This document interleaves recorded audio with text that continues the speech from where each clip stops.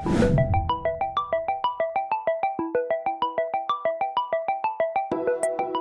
guys, jadi hari ini kita mau ngadain wawancara sama Bapak Edi MMMSI. Jadi kita mau tanya-tanya nih seputar geopolitik dan geostrategi di Indonesia. Sebelumnya kenalin, aku aku Elvira. Aku Lutfiana Ramani. Aku Tian.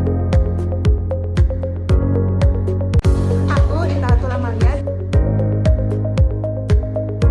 Jadi ayo ikutin keseruan kita buat wawancara Bapak Edi. Bye bye. Jadi kita mau wawancara guys. Iya, stay tune. Bye bye.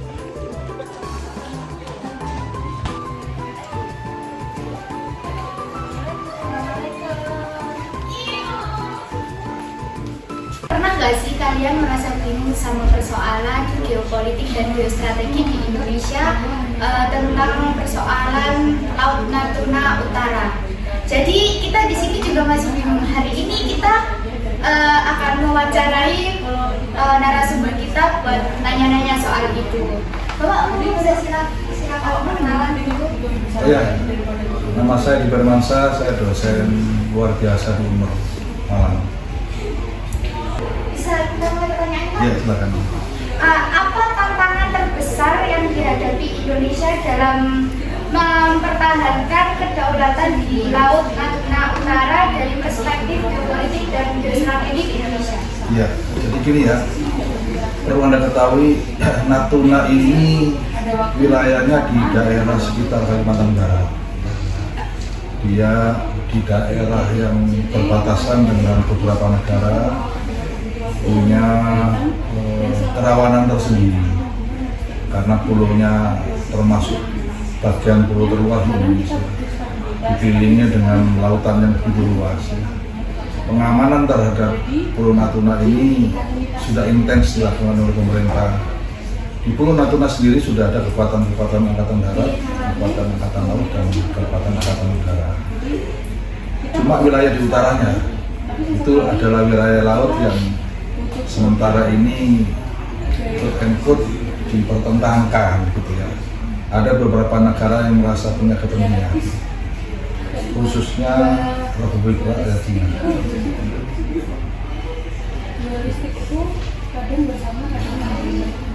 Jadi buat Republik Rakyat Cina itu dia ke Indonesia gitu, Pak? Nah gini ya, ini kan wilayah perbatasan. Masing-masing negara itu punya latar belakang terhadap wilayah itu. Nah, kita juga punya latar belakang dan punya batas-batas wilayah menurut ketentuan yang berlaku.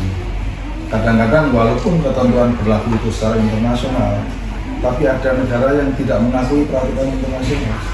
Masalah itu.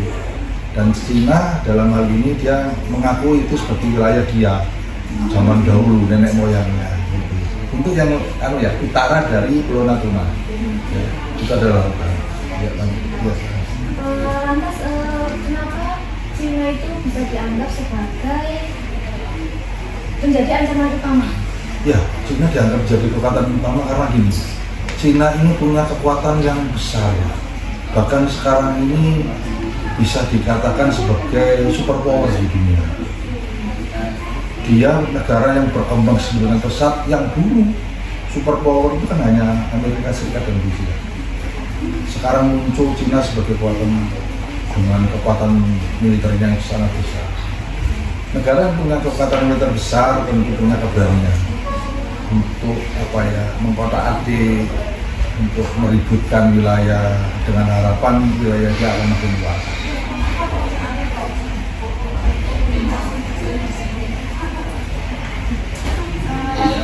Di mana letak titik lemah pertahanan Indonesia di Laut Natuna Utara yang perlu segera diperkuat untuk mengantisipasi konflik? Ya, saya katakan di Natuna sendiri pulau nggak ada masalah itu. Di atasnya atau di utaranya itu perlu kekuatan angkatan laut yang besar. Karena dengan kekuatan angkatan laut besar, negara manapun yang ingin mengisi wilayah kita, kedaulatan kita, mereka akan berpikir 2-3 kali. Dengan kekuatan angkatan laut besar, harapan kita gangguan-gangguan terhadap keinginan negara untuk mencaplok wilayah kita bisa kita minimalisasi atau bahkan kita tiadakan. Lalu, kapan Indonesia mulai merumuskan strategi pertahanan maritim yang komprehensif untuk melindungi wilayah laut Natuna Utara? Ya, kalau strategi sudah dibuat dari dulu. Buktinya apa? Buktinya sampai sekarang wilayah kita termasuk aman. Kalau ada gangguan-gangguan kecil, biasanya itu terkait dengan masalah pengambilan kekayaan alam kita berupa ikan, ya, ikan. Kemudian gangguan-gangguan penerobosan wilayah, walaupun mereka tidak secara langsung mengatakan mengklaim, lewatnya dia berada di halaman kita itu sudah merupakan ancaman semua. Lewat saja mungkin juga, karena mereka berarti semacam apa ya? Bukan tidak mengakui kedaulatan kita, mereka kadang-kadang juga ingin mencoba-coba kekuatan kita.